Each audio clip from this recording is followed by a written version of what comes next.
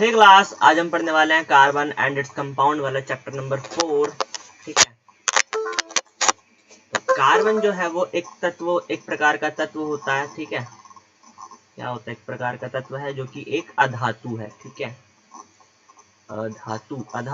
तो कार्बन एक अधातु है, इसका प्रतीक सी है, यानी कि इसको हम डिनोट करते हैं किससे?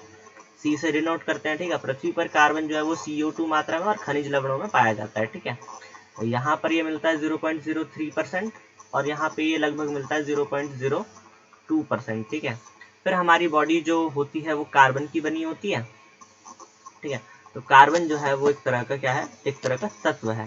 ठीक है, कार्बन में आता है सहसंयोजी आवरण। जो कार्बन होता है वो सहसंयोजी आवरण बनाता है, यानी कि कार्बन जो है जब वो किसी भी एलिमेंट या दूसरे किसी तत्व के साथ मिक्स या मतलब मिलेगा या फिर मतलब आबंध बनाएगा यानी बॉन्ड बनाएगा, तो वो जो बॉन्ड बनाता है यानी जो बॉन्ड फॉर्म करता है उसको हम बोलते हैं सहसंयोजी आबंध। ठीक है, अब कार्बन के जो परमाणु होते हैं उसके अंदर 6 होते हैं, यानी कि 6 परमाणु क्रमांक होता है इसका, यानी कि इसके अंदर जो प्रोटॉन की संख्या हो गई वो कितनी हो गई? 6 हो गई। ठीक है, अगर मैं इसका इलेक्ट्रॉनिक विन्यास करता हूँ तो K वाले शेल में 2 इलेक्ट्रॉन आएंगे और L वाले में 4। तो ये हमारे जो 4 हो गए वो क्या हो गए? वो आउटर मोस्ट इलेक्ट्रॉन हो गए, यानी कि वैलेंस इलेक्ट्रॉन हो गए। ठीक है,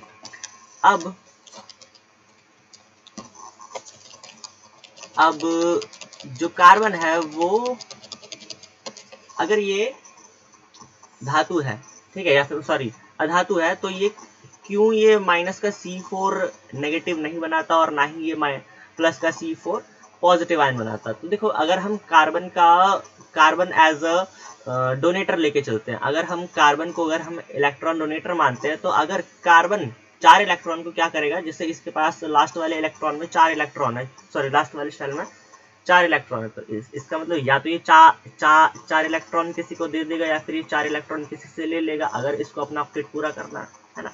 लेकिन ये ऐसा नहीं करता है। क्यों नहीं करता? क्योंकि अगर कार्बन अपने 4 इलेक्ट्रॉन को किसी को दे देगा तो इसके पास उतनी एनर्जी नहीं है कि वो अपने शेल में से 4 इलेक्ट्रॉन को निकाल सके। ठीक है, इसके पास उतनी एनर्जी ही नहीं है, यानी कि इतनी ऊर्जा नहीं है इलेक्ट्रॉन के परमाणु के पास कि वो अपने शेल में से 4 इलेक्ट्रॉन को निकाल सके। ठीक है, क्योंकि इलेक्ट्रॉन को निकालने में उसमें से एनर्जी की जरूरत पड़ेगी जो कि कार्बन के पास नहीं है। तो ना तो वो 4 इलेक्ट्रॉन को निकाल पाता है और ना ही फिर वो कार्बन का C+4 बना पाता है। और दूसरी तरफ अगर हम देखें तो जो कार्बन है वो C4 नेगेटिव क्यों नहीं बना पाता? क्योंकि अगर कार्बन कहीं से 4 इलेक्ट्रॉन ले लेगा तो अब अगर मैं कार्बन के पास प्रोटॉन की संख्या देखूं तो वो 10 होती है और इलेक्ट्रॉन की संख्या 6 होती है, और इलेक्ट्रॉन की संख्या देखो तो फिर तो भी 6 होती है। अगर इसमें 4 इलेक्ट्रॉन और आते हैं तो 6 प्रोटॉन हो गए और 10 इलेक्ट्रॉन हो गए। तो 6 प्रोटॉन के लिए 10 इलेक्ट्रॉन को संभालना हार्ड बात हो जाएगा, मतलब मुश्किल हो जाएगा। तो इस वजह से जो है ये 4 इलेक्ट्रॉन नहीं लेता है। ठीक है, अब हम देखते हैं सहसंयोजी आबंध। ठीक है, तो सहसंयोजी आबंध क्या होता है? सहसंयोजी आबंध होता है कि जब कोई भी एलिमेंट हमारा इलेक्ट्रॉन, ठीक है, इलेक्ट्रॉन की साझेदारी से आबंध बनाता है तो उसको हम बोलते हैं सहसंयोजी आबंध। ठीक है, क्या होगा? जब कोई भी एलिमेंट जो है इलेक्ट्रॉन की साझेदारी से क्या बनाएगा?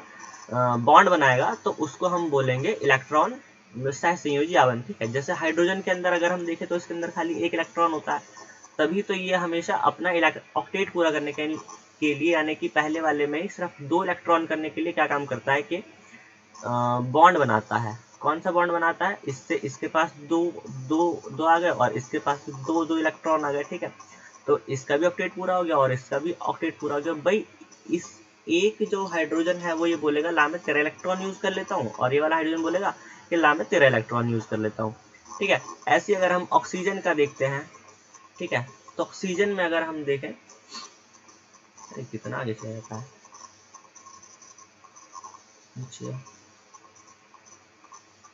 ठीक है, अगर हम ऑक्सीजन में देखते हैं तो ऑक्सीजन का जो परमाणु संख्या होती है वो होती है 8। ठीक है, तो अगर मैं इसका इलेक्ट्रॉनिक विन्यास करता हूँ तो पहले वाले में 2 इलेक्ट्रॉन आ गए, दूसरे वाले में 6। ठीक है, तो जो 6 जो हो गए वो इसके क्या हो गए? वैलेंस इलेक्ट्रॉन हो गए। ठीक है, यानी कि आखिरी वाले शेल में कितने इलेक्ट्रॉन है? 6 इलेक्ट्रॉन है। ठीक है, तो ये वाले दोनों इलेक्ट्रॉन क्या आएंगे? इसके बॉन्ड बनाने के लिए आएंगे। ठीक है। तो बॉन्ड बनाने पर क्या होगा, इन दोनों के बीच में बॉन्ड बन जाएगा और इसके चार इलेक्ट्रॉन पूरे जाएंगे और इसके भी मतलब 4 इलेक्ट्रॉन पूरे जाएंगे, तो आखिरी वाले इलेक्ट्रॉन में पूरे के पूरे 8 इलेक्ट्रॉन इसमें हो गए। ऐसे ही सेम टू सेम हम किस में देखेंगे, नाइट्रोजन में। तो जो ऑक्सीजन है वो डबल बॉन्ड बनाता है, ठीक है। अब नाइट्रोजन का देखें तो नाइट्रोजन में 7 होता है, 7 होते हैं, तो आखिरी वाले में 5 इलेक्ट्रॉन आ गए। तो 5 इलेक्ट्रॉन की वजह से इसके ये वाले तीनों जो इलेक्ट्रॉन है और इसके इस वाले इलेक्ट्रॉन के ये वाले नाइट्रोजन के ये वाले तीनों इलेक्ट्रॉन, ये तीनों आपस में क्या काम करते हैं, बॉन्ड बनाते हैं। और बॉन्ड बनाने के बाद इसके पूरे 8 इलेक्ट्रॉन हो गए और इसके पूरे 8 इलेक्ट्रॉन हो गए, ठीक है। तो इस तरह से इसने ट्रिपल बॉन्ड बनाया, ठीक है। अब अगर हम इसकी बात करते हैं H2O, ठीक है।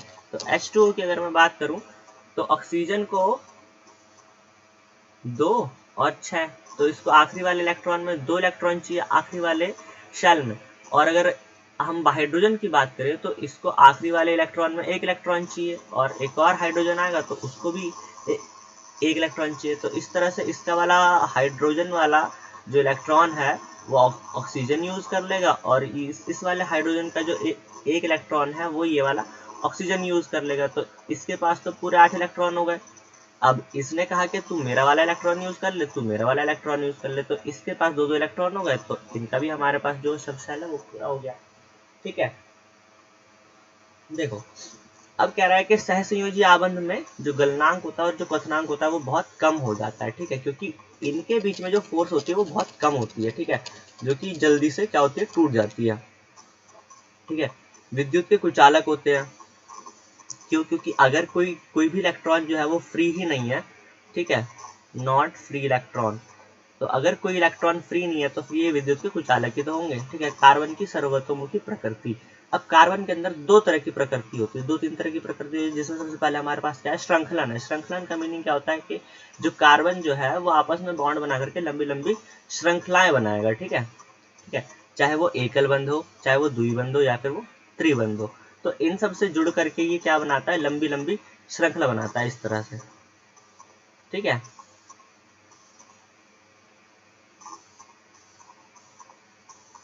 तो ये इसकी एक तरह से क्या है, सर्वतोमुखी प्रकृति है। फिर है इसके पास क्या, चतुसंयोजकता। तो चतुसंयोजकता का मीनिंग है कि ये हमेशा जब भी बनाएगा तो ये 4 बॉन्ड फॉर्म करेगा, ठीक है, यानी कि हमेशा क्या क्या करेगा, 4 बॉन्ड बनाएगा, क्योंकि इसको अपने 4 इलेक्ट्रॉन पूरे करने होते हैं, ठीक है। अब जो हाइड्रोकार्बन होते हैं, ठीक है, एक होता है हमारे पास क्या, हाइड्रोकार्बन। तो हाइड्रोकार्बन होता है वो जब हाइड्रोजन और कार्बन दोनों के मिलने से एक कोई नया कंपाउंड बनता है, ठीक है, क्या बनेगा, कंपाउंड बनेगा, तो उसको हम क्या बोलते हैं, हाइड्रोकार्बन बोलते हैं। अब देखो हाइड्रोकार्बन जो होते हैं वो 2 तरह के होते हैं, एक होता है संतृप्त और एक होता है असंतृप्त, ठीक है। संतृप्त हाइड्रोकार्बन के बीच में कार्बन कार्बन के बीच में सिंगल बॉन्ड होता है। इसका जो सामान्य सूत्र होता है वो होता है CnH2n+2 और इसका जो हम नेमिंग करते हैं वो होती है एल्केन के नाम से, ठीक है, जैसे कि CH4। यहाँ पे देखो अगर हम देखें तो कार्बन 1 है और इसके दुगने से 2 ज्यादा क्या है, हाइड्रोजन है। एथेन की बात करते हैं तो 2 अगर C है तो हाइड्रोजन कितने हैं, इसके दुगने से 2 यानी कि 2 दूनी 4 और 1 4 और 2 6, ठीक है, तो ये एथेन हो गया। ऐसे अगर हम असंतृप्त हाइड्रोकार्बन की बात करें तो इसके अंदर 2 आते हैं, यानी कि एक आता है द्विबंध और एक आता है त्रिबंध, ठीक है। तो द्विबंध वाले को अगर हम देखें तो इसका नाम क्या होता है, एल्कीन होता है, ठीक है। इसका सामान्य सूत्र CnH2n, यानी कि इसमें जो हाइड्रोजन की संख्या होगी वो कार्बन की संख्या का दुगना होगी, ठीक है, यानी कि CnH2n, इसमें जो हाइड्रोजन की संख्या है वो कार्बन की संख्या से दुगनी है। इसका जो नाम होता है वो क्या होता है, एल्कीन होता है। तो अगर मैं इसका नामकरण करता हूँ, ठीक है, तो नामकरण करने पर क्या बनेगा, C2H4, ठीक है। और अच्छा इसके अंदर कार्बन के अंदर जो डबल बॉन्ड आएगा, इसका मतलब ये जो शुरुआत होगी इसकी शुरुआत होगी एथीन से, ठीक है, क्योंकि कार्बन के बीच में 2 बॉन्ड होना चाहिए ना, तो सिंगल वाले यानी कि जो मेथीन है वो बनेगा ही नहीं, ठीक है, क्योंकि कार्बन कार्बन के बीच में 2 बॉन्ड चाहिए, जो कि इसमें पॉसिबल नहीं है, ठीक है। तो इसकी अगर मैं बात करूँ तो एथीन में क्या होता है, C2 है और H जो है वो 4 है, यानी कि इसके दुगुना, ठीक है, यानी कि जो हाइड्रोजन की संख्या होगी वो दुगनी होगी किसके, जो हाइड्रोजन की संख्या होगी वो दुगनी होगी कार्बन से, ठीक है। अब यहाँ पे आते हैं हम प्रोपीन।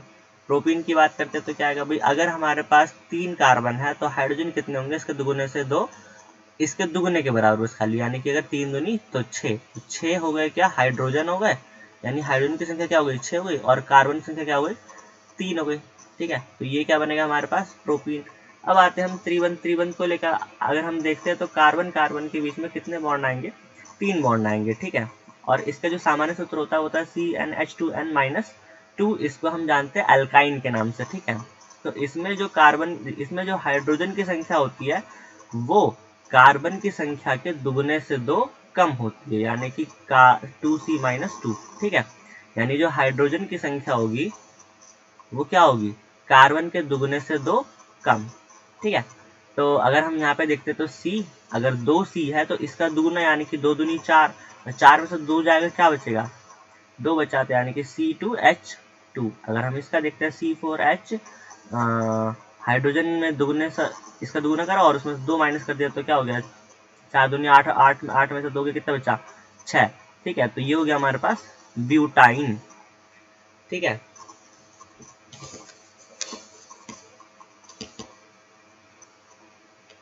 अब इसके बाद हम देखते हैं क्या भाई, संतृप्त हाइड्रोकार्बन, ठीक है। ये इसके कुछ स्ट्रक्चर है, ठीक है। ये इसके स्ट्रक्चर है, क्या क्या स्ट्रक्चर है भाई, CH4 यानी कि C के ऊपर 4 हाइड्रोजन लग गए, ठीक है, क्योंकि कार्बन की क्या होती है, चतुसंयोजकता होती है। अगर हम इसके देखते हैं तो इस वाले कार्बन के देखें तो 1 2 3, ठीक है, और ये चौथा बॉन्ड हो गया, 1 2 3 और ये चौथा बॉन्ड हो गया, ठीक है। इस वाले कार्बन का अगर हम चेक करते हैं तो 1 2 3 4, इस वाले कार्बन चेक करें तो 1 2 3 4, इस वाले कार्बन का चेक करें तो 1 2 3 4, और अगर हम देखते हैं तो हाइड्रोजन की संख्या क्या है, C3H2 इंटू में 3 प्लस 2 यानी कि C3H8, ठीक है। अगर मैं इसकी बात करूं तो ये क्या है हमारे पास, प्रोपेन, ठीक है, क्या है, प्रोपेन।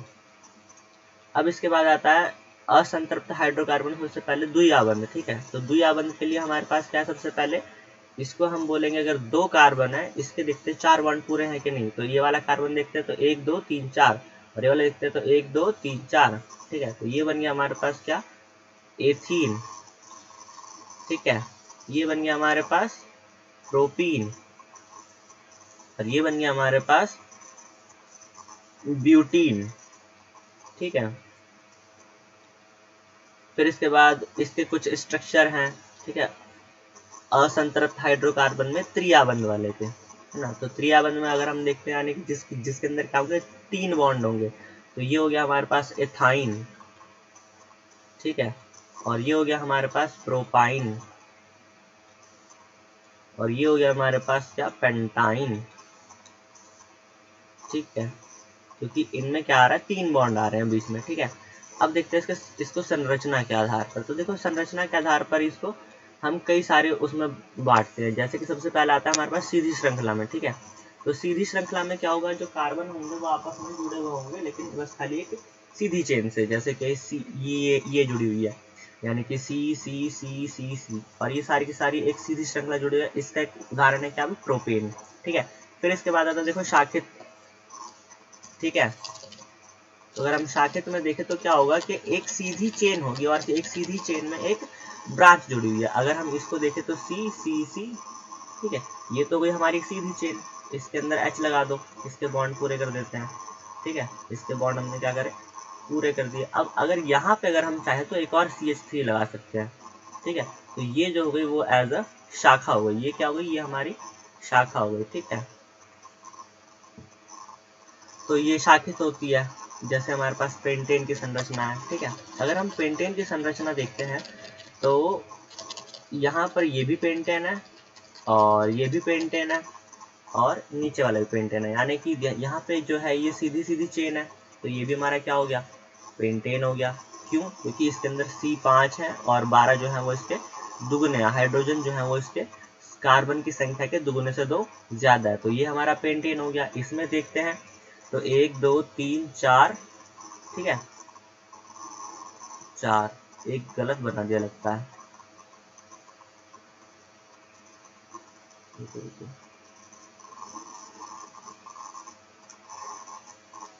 ठीक है, अब ठीक है। तो अब अगर हम देखते हैं तो इस वाले पे ये क्या है, ये ब्रांच है, लेकिन अगर हम इसका स्ट्रक्चर देखें तो इसके अंदर जो कार्बन है वो कितने हैं, वो 5 और हाइड्रोजन जो है वो 12 है।